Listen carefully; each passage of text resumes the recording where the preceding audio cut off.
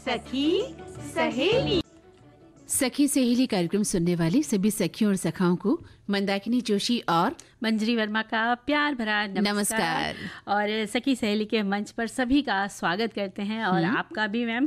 और आज हम लोग देखिए चर्चा करेंगे ना, और आपको पता है ना कि कहीं से महक आई जा रही है, इतनी सुंदर सुंदर व्यंजन की महक आ रही है क्योंकि हलवे के प्रकार लेकर के आज हम आए हैं। तो आज आप हमें हलवा खिलाने वाली है। बिल्कुल। सखी सहेली के मंच पर आकर एक तो फायदा हो जाता है मंजरी कि हर दिन कुछ न कुछ खाने को मिल जाता है। बिल्कुल। और हम हलवे के प्रकार बता के ख्याली पुलाव बना देते हैं तो हमारे ख्यालों में ही खा लेते हैं, क्या कम है। हाँ। और हमारे श्रोता भी अलग अलग रेसिपी हमें बताते हैं, बहुत ही मेहनत करते हैं, अपने विचार बताते हैं, तो हमें भी लगता है कि अरे कितने प्रकार से एक चीज को बनाया जा सकता है। और मंदाकिनी जी, हमारे सभी जो श्रोता भाई लोग हैं तो हम लोग उनसे भी तो पूछ सकते हैं ना कि भाई आपने कभी जाकर किचन में हलवा बनाया क्या? हाँ हाँ, कौन सा बनाया, क्या क्या डाला? देखो, तो इस तरह की बातें भी शेयर कर सकते हैं। यहाँ पर मैं हमारे श्रोता भाइयों का पक्ष लूंगी। ऐसा नहीं है कि हाँ ये बात है, बिल्कुल सही कहा। क्योंकि देखिए ऐसा है, बहुत से घर के जो पुरुष है ना वो जाके खाना बनाते भी हैं, जरूरत पड़ने पर भी बनाते हैं और शौकिया भी बनाते हैं। और अगर आप होटल जाएंगे तो वहाँ जो शेफ होते हैं, देखिए ना, लगभग सारे पुरुष हैं, कितना शानदार लजीज खाना बनाते हैं वो लोग। ये तो है मंदाकिनी जी की पुरुष जो हमारे भाई लोग हैं वो लोग खाना बहुत अच्छा बना लेते हैं, लेकिन कुछ नहीं बना पाते। वो एक अलग बात है। कुछ महिलाएं भी अच्छा खाना नहीं बना पाती, जैसे कि मैं। अरे नहीं ऐसी बात नहीं है, आपके हाथ का भी मैंने चखा है तो मुझे पता है। तो देखिए इस बारे में भी शेयर कर सकते हैं, हमारी सखियां भी बता सकती हैं कि उन्होंने हलवे को कितने तरीके से बनाया है। तो हलवे के प्रकार पर आजा प्रकाश डालने वाली हैं। जैसे हम बचपन में पेपर पर लिखा करते थे जब हमारे एग्जाम होते थे, तो किसी विषय पर हम प्रकाश डाला करते थे। ठीक है, वैसे ही हलवे पर प्रकाश डालना है आपको और लिखना है कि हलवे को कितनी तरह से आप बनाते हैं। सादा हलवा या गाजर का हलवा, गोंद का हलवा, दाल का हलवा, कई तरह के हलवे, पाइनएप्पल हलवा। अब उसको तो हम लोग बाद में बात करेंगे। हाँ, लेकिन आज हम विषय बता दें आगे। हाँ बिल्कुल बताइए। हम लोग बताएंगे कि बात करेंगे तकिया कलाम बनी आदत। अरे अरे अरे, तो इसमें जो बात के रहस्य वो बाद में खोले जाएंगे। अगला विषय बता देते हैं कि हम लोग बात करने वाले हैं एल्बम या डिजिटल गैलरी कितनी सुरक्षित है। और जरा याद करो कुर्बानी में हम बात करेंगे क्रांतिवीर यतीन्द्र नाथ दास की महान शख्सियत की बात हम करेंगे। और जहाँ तक आपने कहा ना कि तकिया कलाम, तो हम अपने श्रोताओं से भी कहेंगे कि वो भी लिखें उनकी जिंदगी में ऐसे कौन से शब्द हैं जो बार बार यूज होते हैं, वो कितनी बार उसे रिपीट करते हैं, या उनके सामने कोई ऐसा व्यक्तित्व जो एक ही बात को बार बार कहता है, तो वो तकिया कलाम के रूप में होता है। जैसे हम ही लोग कह देते हैं बिल्कुल बिल्कुल, है ना। और मतलब चलिए है ना, ये अब इसी बात पे गाने सुना दीजिए, है ना। चलिए सुन लेते हैं। तो ये है तकिया कलाम। तो इस तरह से आप भी किसी तकिया कलाम के बारे में हमें बताइएगा, हमें इंतजार है। हाँ तो मंजरी, देखिए आप बात कर रही थी कि आज हम कुछ खास बात भी करेंगे, विशेष बात, जिससे हमें संभल कर रहना पड़ता है। हमारे हाथ में मोबाइल 24 घंटे है आजकल, बिल्कुल रहता है ना? और हम बात करने वाले एल्बम या डिजिटल गैलरी कितनी सुरक्षित है। और मंदाकिनी जी, आपको याद होगा जो पहले ब्लैक एंड व्हाइट एल्बम चला करते थे, तो वो कितनी यादों को संजोए रहते थे। जब भी हम किसी के घर आते जाते थे तो यही शौक होता था कि आपकी शादी का एल्बम है क्या? अगर आराम से निकल सके तो दिखाइए ना, हम लोग को देखना है। तो घंटों हम लोग उसको बैठ के देखा करते थे। और कई बार ये भी होता था ना कि अगर उनके पास 2 फोटो हैं तो कहते थे एक हम ले लेते थे। मतलब जो दीदी मौसी चाची श्वेत श्याम जो फोटो होती थी, जैसे हम ब्लैक एंड व्हाइट कहते, बहुत अच्छी भी लगती थी, बहुत सुंदर लगती थी। हालांकि आज कलर फोटो का समय आ गया है, लेकिन एक समय में जब हम ब्लैक एंड व्हाइट फिल्में देखने जाते थे तो वो जो रूप सौंदर्य निखर कर आता था ब्लैक एंड व्हाइट फिल्मों का, वही फोटो में हम भले ही सुंदर न लगते हो, लेकिन जब फोटो में आती थी तो लगता था वाह, उस एक्ट्रेस से हमारी शक्ल मिल रही है। बिल्कुल। और कहीं ना कहीं पोस्टर दिख जाए तो बस बाल भी उसी तरह करे डाल रहे हैं, पल्ला भी वैसे ही ले रहे हैं। तो वो तो होता ही था कि हम किसी से प्रभावित होकर वैसा मेकअप करते थे। लेकिन श्वेत श्याम जो फोटो होते थे, ब्लैक एंड व्हाइट फोटो, बहुत ही खूबसूरत होते थे। बिल्कुल। लेकिन आज जो उसका रूप बदल गया है और आज हम कलर्ड फोटो लेते हैं। 24 घंटे हम फोटो तब 24 घंटे हम फोटो नहीं खींच पाते थे, है ना। एक स्पेशल समय होता था, घर में फोटोग्राफर आता था, कैमरा रखना पड़ता था और फिर उसमें रील बनाने का झंझट होता था, फिर रील भराओ साथ में। लेकिन तब वो झंझट नहीं लगता था तब वो शौक था। लेकिन हाँ, उसके लिए कई बार ऐसा होता था मंदाकिनी जी की पॉकेट मनी अपनी जोड़ी है तो चलो एक रील भराते हैं, फिर फोटो खींचते हैं। तो उसमें क्या होता था, पहला या दूसरा फोटो तो गड़बड़ हो ही जाता था। बिल्कुल सही बात है। फिर जाके उसको स्टूडियो में देना है, धुलवाना है, ये भी एक लंबा प्रोसेस होता था। लेकिन वो जो इंतजार होता था ना, वो बहुत ही प्यारा होता था कि पता नहीं हमारे फोटोज कैसे आएंगे। और हम जब लेने जाते थे किसी फोटोशॉप पर तो वहाँ अपनी फोटो देखने के लिए बेकरार रहते थे। और सबसे पहले घर में घुसने से पहले बाहर ही खड़े होकर पहले अपनी फोटो सारी देख लेते थे। बिल्कुल सही। फिर घर में दी जाती थी तो उसका अपना मजा था। और हमारी यादों को संजोता एल्बम की बात करें ना मंदाकिनी जी, तो आज के दौर की डिजिटल गैलरी की दोनों की अपनी अलग अलग सी भिन्नता है।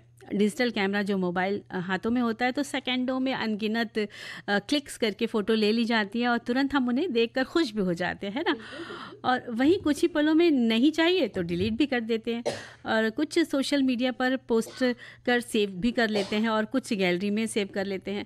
लेकिन बात करें एल्बम की तो उसके लिए कैमरे से फ़ोटो खींचना, रील भरवाना, जैसे हम लोग अभी बात ही कर रहे थे, स्टूडियो में प्रिंट करवाने डालना, और करीब 1 हफ्ते 10 दिन की जो प्रक्रिया होती थी, और फिर एल्बम में लगाना है, ये भी बड़ा जिम्मेदारी का काम होता था। और जो कायदे से लगाता था उसी को दिया जाता था कि भाई ये फ़ोटो आप लगाएंगे एल्बम में। बिल्कुल, एल्बम तैयार करके जिस तरह से वो देते थे, है ना। हाँ। और कई बार स्टूडियो वाले भी लगा कर देते थे। बिल्कुल। और पैसे खर्च होते थे, लेकिन उन एल्बमों से यादें आज भी ताज़ा हो जाती हैं। बिल्कुल, अगर हम अपने घर के सामान में कहीं देखें तो वो एल्बम आज भी कहीं ना कहीं रखा हुआ होगा, और वो फोटोएं आज भी हमें उन पुराने दिनों की याद दिला देती है। और हमारे पुराने फोटो जिसमें हमारे माता पिता हैं, या हमारे दादा दादी हैं, या हमारे नाना नानी हैं, या हमारे अन्य रिश्तेदार हैं, हमारे दोस्त हो सकते हैं, ये सभी आज भी हमें पुराने दिनों की याद दिला देते हैं। लेकिन अब चूंकि समय बदल गया है, कंसेप्ट चेंज हो गया है, और आज तो हम 24 घंटे इसी में डूबे रहते हैं कि जैसे ही थोड़ा सा मेकअप किया फटाफट एक सेल्फी ले ली।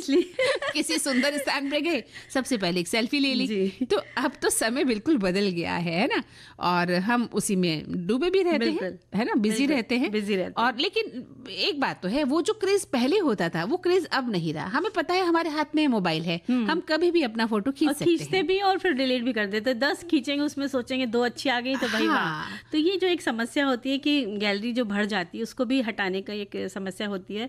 तो समय निकाल के उसको भी लेकिन हम बात कर रहे थे सुरक्षा की, तो ये कितनी सुरक्षित है? आप अपनी फोटोएं खींच कर या अपने जो व्यक्तिगत दस्तावेज उस पर रखते हैं वो कितने सुरक्षित है, इसके बारे में थोड़ी बात कर ली जाए। बिल्कुल बिल्कुल। और उस समय किसी को चाहिए फोटो तो उनके जो हम लोग पहले बात कर रहे थे कि निगेटिव भी रख लेते थे, और उनसे दोबारा प्रिंट करवाना होता था और एक लंबा इंतज़ार होता था। और लेकिन वो ज़माना, उनसे जुड़ी यादें सबसे जुदा थी। श्वेत शाम तस्वीरें हुआ करती थी। काफ़ी सालों बाद रंगीन तस्वीरों का उदय हुआ। उस वक्त ब्लैक एंड वाइट तस्वीरों में कुछ हिस्सों में कलर होने लगा था। देखकर बहुत खुश हो जाया करते थे। और आज तो मोबाइल से जैसे हम दिख रहे हैं वैसे ही तस्वीर ले लेते हैं, और कई ऑप्शन होने की वजह से हम उन्हें सुंदर भी बना जाते हैं, है ना।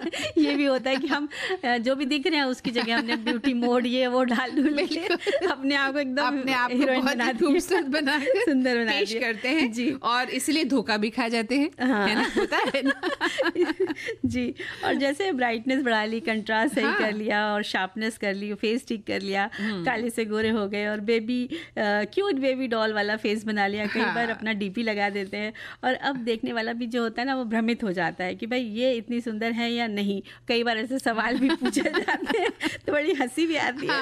ये मेरे साथ भी हुआ। मैंने एक फोटो लगाया अपना, कहीं शादी में गई थी, काफी ज्वेलरी थी, फोटो भी बहुत सुंदर आया। मेरी एक फ्रेंड जो कभी मेरे साथ रहा करती थी, फिर शादियों की वो दूर चली गई, तो अचानक वहाँ आई होंगी जहाँ मैं रहती थी, और मुझसे मिलने आ गई, ये देखने की क्या मंदाकिनी जी इतनी सुंदर लगती हैं आप। जी। तो अब देखिए जब उन्होंने मुझे देखा होगा तो उनके रिएक्शन क्या रहा होगा। वाह। उन्होंने कहा होगा वाकई तुम बेहद खूबसूरत हो। जो फोटो आता है ना वो बहुत ही खूबसूरत आता है, और जब हमारा जो रियल फेस होता है वो उतना होता नहीं है जनरली। और लेकिन समय ऐसा ही आ गया है कि हम इसी में खुश भी हैं। हाँ, और लेकिन कई बार क्या होता है, सच्चाई नहीं छुप सकती है भाई। कभी ना कभी कोई तस्वीर आप पोस्ट हो ही जाती है जब आप जैसे हैं, तो मेरा ख्याल से वैसे ही पोस्ट कर दीजिए तो ज़्यादा अच्छा है। वो ज़्यादा अच्छा है।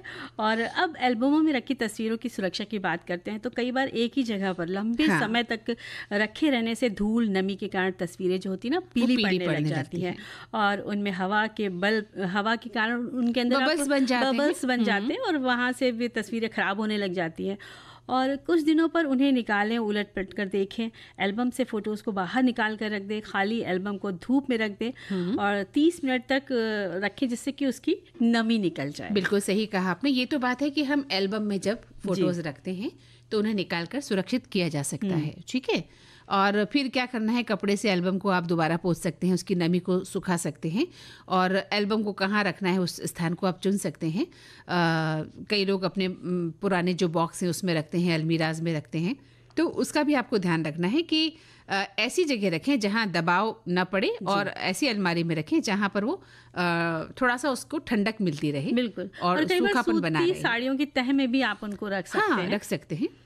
और जहाँ पर रखते हैं आप तो उनको खड़ा खड़ा ही रखें और जगह ठंडी हो, अंधेरी और सूखी होनी चाहिए। और कई बार ज़्यादा गर्मी के कारण या नमी के कारण भी एल्बम में नमी हो जाती है और जिसके कारण वो सफ़ेद जो उसके कवर होते हैं प्लास्टिक के, वो भी ख़राब हो जाते हैं। तो आपको उनको भी देखना, ध्यान रखना है और धुलनी ख़राब फ़ोटो को आप हटा दीजिए।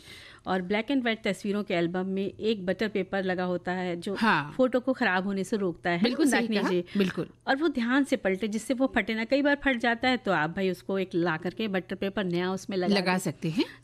तो देखिए, डिजिटल एल्बम की बात चल रही थी, तो क्लाउड स्टोरेज विकल्प द्वारा आप अपने एल्बम को सुरक्षित रखने की अतिरिक्त जगह जो आपको मिलती है, तो वहाँ पर भी आप देख सकते हैं और रख सकते हैं या हटा सकते हैं। एल्बम को निजी भी रख सकते हैं। सोशल मीडिया, ईमेल या साझा लिंक के माध्यम से परिवार और दोस्तों के साथ डिजिटल एल्बम साझा करना आसान होता है और जिससे ग्रुप में भी एक साथ आप उन तस्वीरों के यादों से जुड़ जाते हैं।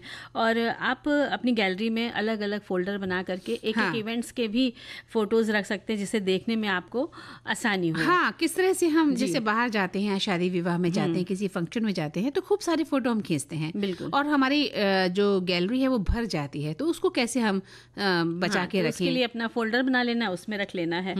और हमारे जो श्रोता भाई लोग हैं, सखियां हैं, उन्होंने भी बातें लिखी हैं, तो हम उनके कमेंट्स को साझा कर लेते हैं। एक श्रोता लिखते हैं कि डिजिटल गैलरी या फोटो कितनी सुरक्षित आपका फोन का जुगाड़ है, उसमें जो भी फोटोज हैं वो आपको बहुत संभाल के रखनी होती है। ये ध्यान रखें कि आप कभी भी अपना फ़ोन भेज रहे हैं या उसे बदल रहे हैं तो उससे पहले आप सारी फ़ोटोज़ को डिलीट कर दें। और रिपेयरिंग के लिए भी दे रहे हैं तो भी फ़ोटोज़ को डिलीट कर दें और गैलरी को सुरक्षित रखें। अगर आपका फ़ोन आपके पास है तो भी आपको ध्यान रखना होगा कि हम सोशल मीडिया पर वैसी ही पोस्ट डालें जो हमें डालनी चाहिए। ऐसी वैसी पोस्ट या प्राइवेट फ़ोटोज़ बिल्कुल नहीं डालें। और इसी तरह से आप अपने फ़ोन की फ़ोटो उसका ध्यान रख सकते हैं। और हाँ, अपनी फ़ोटोज़ का बैकअप ज़रूर लेकर चलें। कभी कभार क्या होता है, अनजाने में ही हम अपने फ़ोन की गैलरी से फ़ोटोज़ डिलीट कर देते हैं जो कि हमारे काम की होती हैं। इसलिए अपने फ़ोटो उसका बैकअप भी ज़रूरी है, क्योंकि अगर आपकी फ़ोन गैलरी को कुछ होता है तो आपके पास कम से कम आपकी फ़ोटोज़ और उसका बैकअप तो होना ही चाहिए। बिल्कुल। और इसी तरह हमारे एक श्रोता भाई लिखते हैं कि एल्बम या डिजिटल गैलरी कितनी सुरक्षित। भाई, इस नश्वर संसार में बस केवल एक अलौकिक को छोड़कर कुछ भी सुरक्षित नहीं है, फिर भौतिक चीज़ों की सुरक्षा की क्या गारंटी। जब हमारे शरीर ही हमसे छीन लिए जाते हैं, ऐसे में हम किससे सुरक्षा करें। किंतु लोग अपने माया मोह में करते हैं। और इस दृष्टिकोण से एल्बम या डिजिटल गैलरी हमारे पास दो विकल्प हैं। एल्बम हमारे पास अपने भौतिक उपस्थिति के साथ आजीवन रहते हैं, जबकि डिजिटल गैलरी भी भौतिक रूप से हमारे पास है अवश्य, किंतु कब गायब हो जाए कुछ कहा नहीं जा सकता। फिर वह पराधीन है। मोबाइल के खो जाने पर कठिनाइयों का सामना ऊपर से करना पड़ता है। इसके विपरीत डिजिटल गैलरी के नेट के चंगुल में जकड़े हुए हैं। इसके विपरीत एल्बम को हम सुरक्षित और संरक्षित रख सकते हैं। फिर इससे हमारी आंखों को भी खराब होने की कोई गुंजाइश नहीं रहती। सही बात आपने लिखी। वैसे बहुत गहरे में चले गए हैं, क्योंकि जीवन दर्शन और वैसे सही लिखा उन्होंने कि जिंदगी का ही पता नहीं होता और हम कितनी छोटी छोटी चीजों को लेकर इतने क्रेजी हो जाते हैं, इतने उत्साही रहते हैं। लेकिन अब जीवन है तो हमें उत्साही रहना भी पड़ता है। और एक श्रोता लिखते हैं कि साधारण एल्बम और डिजिटल गैलरी इन दोनों की सुरक्षा का मापदंड अलग अलग होता है। एक साधारण एल्बम को सुरक्षित माना गया है। इस तरह के एल्बम को सिर्फ एक सूखे और सुरक्षित स्थान पर रखकर भी बरसों बरस सहेजा जा सकता है, जबकि डिजिटल गैलरी को हम सभी किसी भी तरह का पासवर्ड डालकर अपने आसपास के लोगों से तो सुरक्षित रख सकते हैं, लेकिन साइबर अपराधियों से भी सुरक्षित नहीं रख सकते। कभी कभी स्वयं की एक गलत क्लिक से आपकी डिजिटल गैलरी हमेशा के लिए समाप्त हो सकती है, जिसका पूर्ण रूप से वापस मिलना कठिन हो जाता है।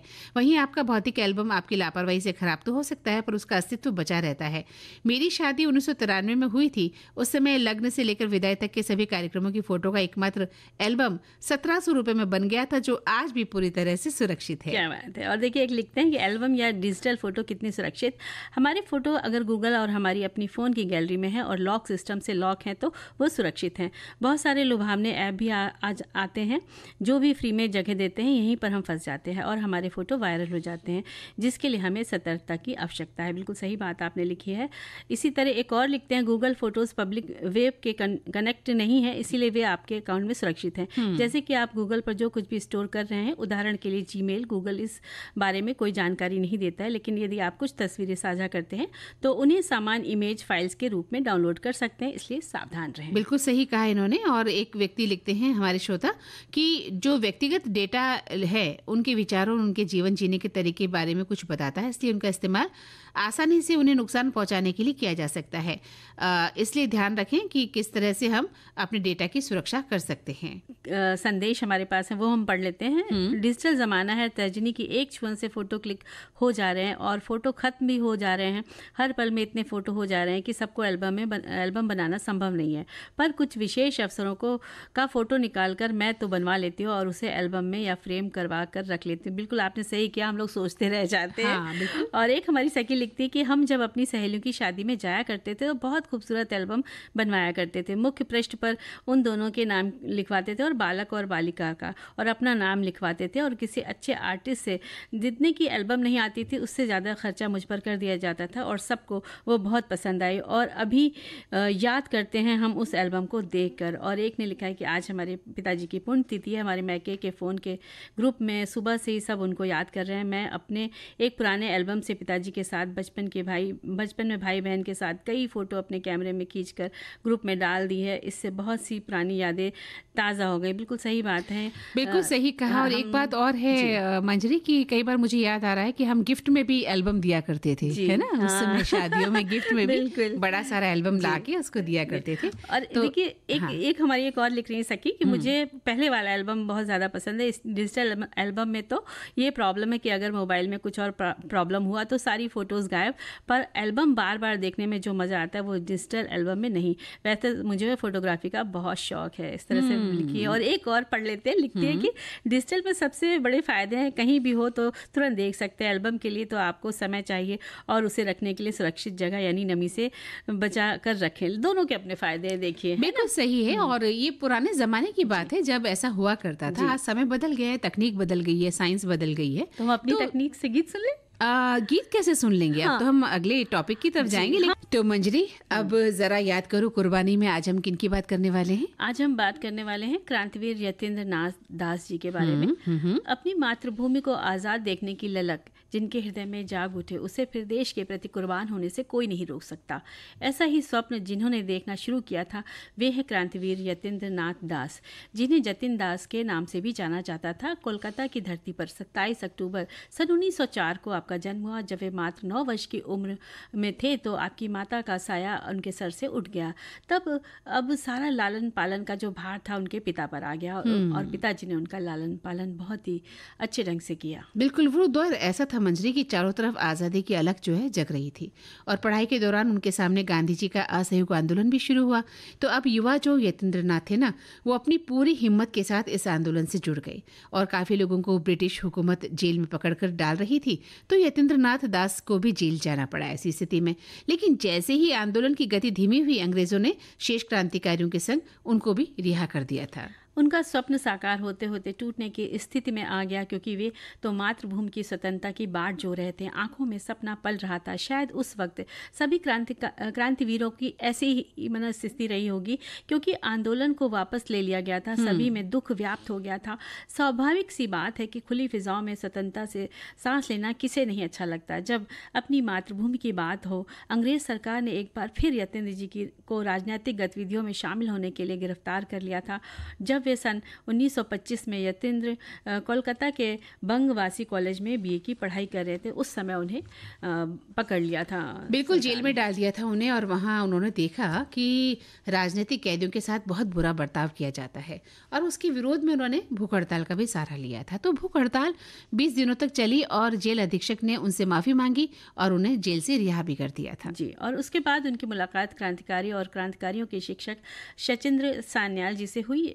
शचीन्द्र सान्याल ने क्वींस कॉलेज बनारस वाराणसी में अपने अध्ययन काल में काशी के प्रथम क्रांतिकारी दल का गठन 1908 में किया था और आपने हिंदुस्तान रिपब्लिकन एसोसिएशन की स्थापना की थी। अब जब यतीन्द्र नाथ इनसे जुड़े तो शचीन्द्र सान्याल ने बम बनाना उन्हें सिखा दिया। और सन 1928 की बात है ये मंजरी, जब उनकी मुलाकात भगत सिंह से भी हुई और भगत सिंह ने उन्हें हिंदुस्तान सोशलिस्ट रिपब्लिकन एसोसिएशन के लिए बम बनाने के लिए कहा।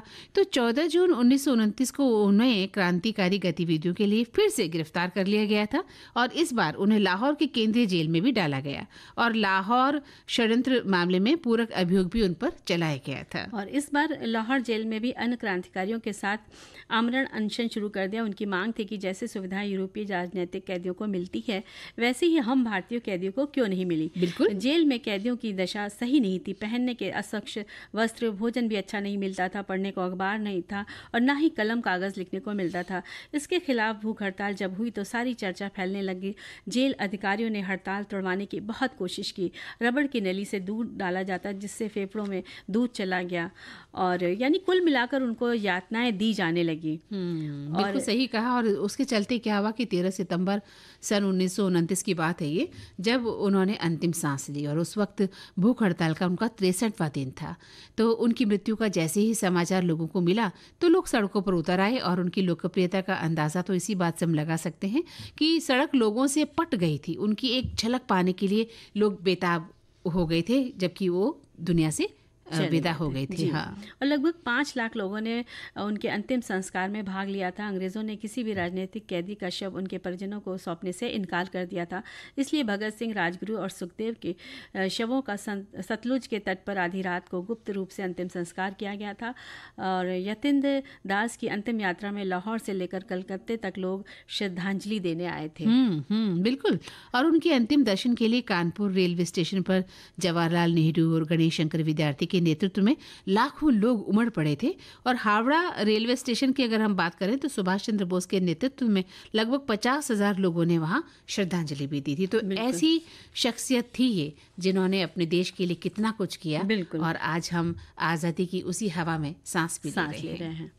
तो मंजरी, चलिए चलते हैं तकिया कलाम की ओर। भाई हम तो यही कह रहे थे, यानी अपनी बातों के साथ साथ बार बार ऐसे वाक्य बोले जाते हैं कि यही आदत तकिया कलाम बनती चली जाती है। और मंदाकिनी जी, एक और होता है कि अपना वाला। हाँ। अरे हम सिनेमा देखने जा रहे थे, रास्ते में अपने वाला रिक्शा मिल गया, थोड़ी देर चली थी कि रिक्शा खराब हो गया, वहीं अपना वाला पेट्रोल पंप आ गया और जब उससे पेट्रोल भराया तो सामने अपने वाला पान की दुकान थी, सुखा लिया अपना वाला पान। और ऐसे ही माने की समझे ना, भगवान कसम नहीं भाई, धत तेरे की, पता नहीं कितने सारे लोग कल्लो बाद। हाँ। इस तरह की, या मतलब हर बात पर हम मतलब बोलते हैं, 2 शब्द बोलते ही हम मतलब। समझे ना। हाँ। चलो मेरे साथ दुकान का रास्ता बता देते हैं, समझे ना। मोड़ पर कार खड़ी है, समझे ना। बड़ा बड़बड़ करते हो, समझे ना। अभी तुसी हुक्म करो बस, तुसी हुक्म करो बस, है ना, कोई ना। तो ये हाय राम जी ऐसे भी बोले जाते हैं। और हाँ। वो एक है ना, भगवान कसम, क्या बताएं, पिक्चर बहुत अच्छी थी। हाँ। तो और वो अपने आप गिरा, भगवान कसम, हमने नहीं गिराया, भगवान कसम, यानी ये चीज़ भी शामिल हो जाती है।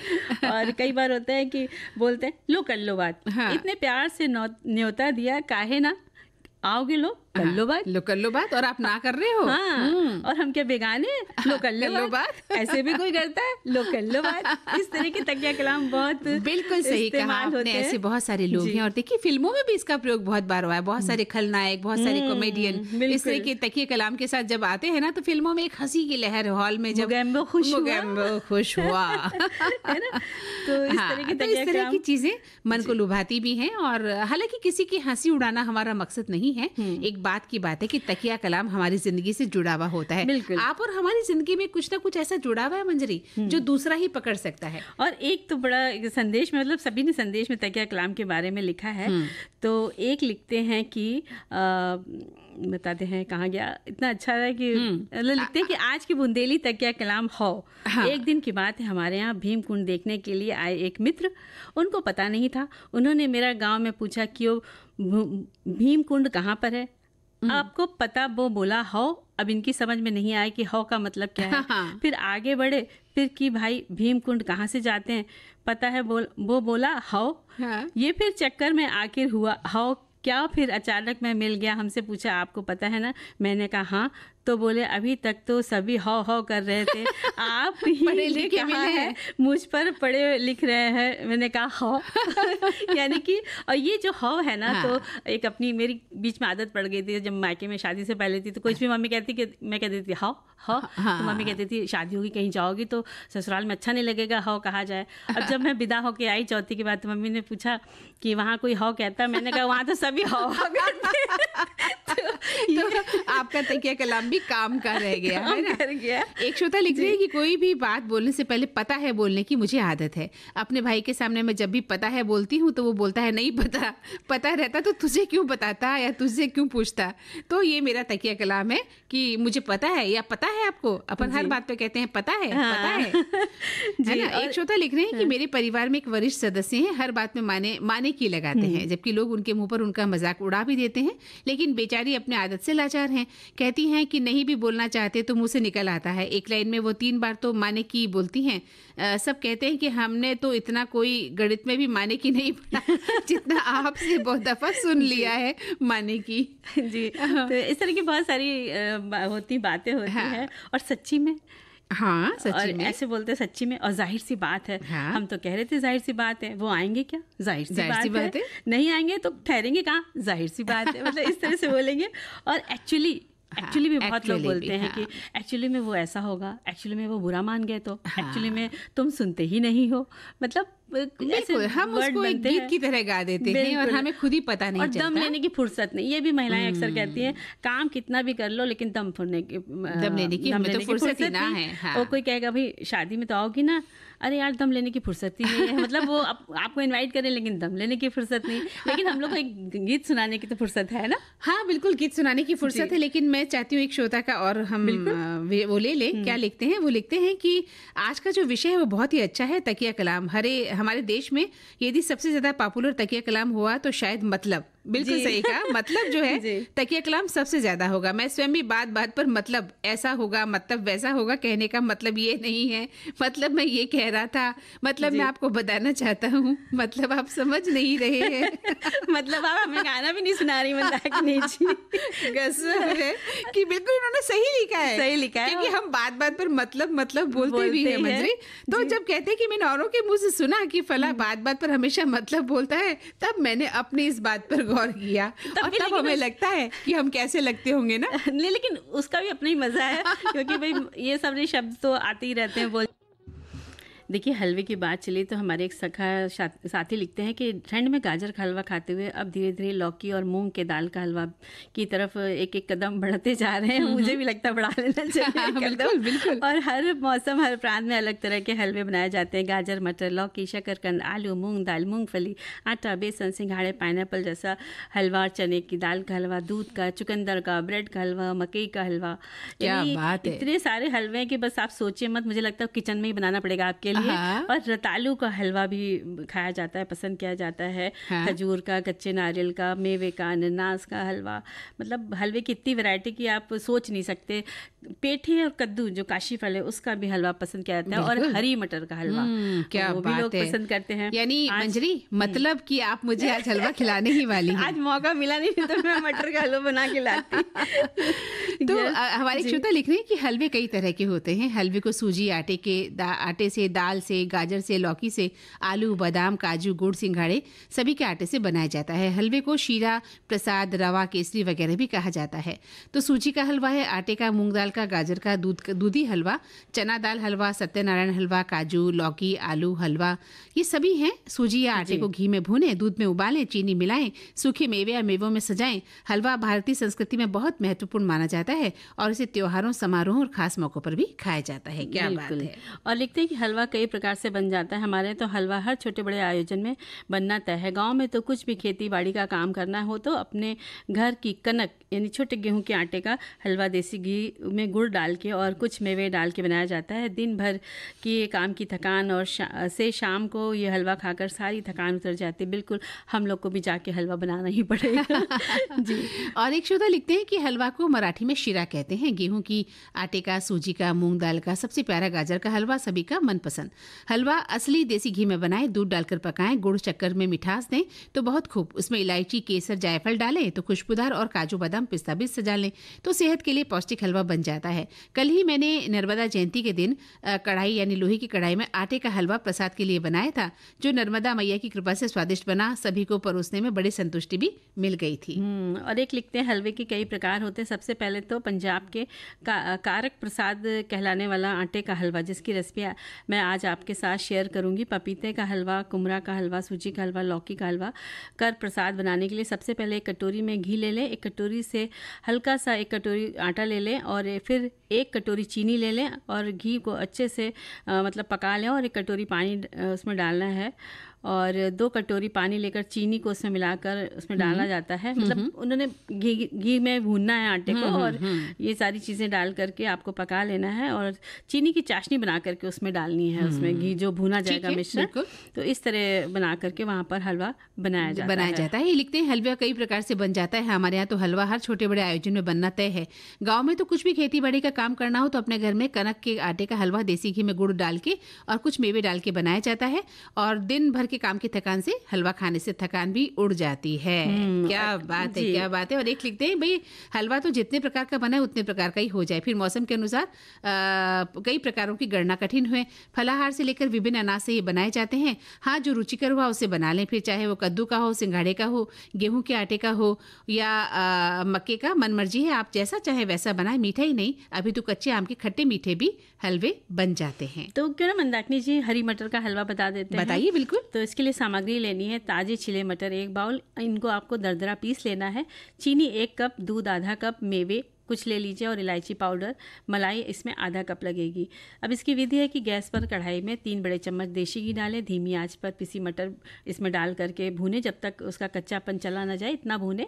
और इसमें आधा कप दूध डालें, 1 कप चीनी डालें या अंदाज से डालें जितना आपको पसंद हो और इसमें बादाम, काजू, किशमिश कटी हुई डाल दें और आधा चम्मच इलायची पाउडर डालें। घर की मलाई आधा कप डालें और आप इसमें घर का मावा भी डाल सकते हैं अगर मलाई नहीं है। और गाढ़ा होने तक इसको आपको पकाना है और ऊपर से 1 छोटा चम्मच और देशी घी डालिए और आपका मटर का हलवा बनकर तैयार हो गया। तो भाई मंजरी, अब तो हमें भी चलना होगा। अब हम अपने श्रोताओं का कहना नहीं मान सकते।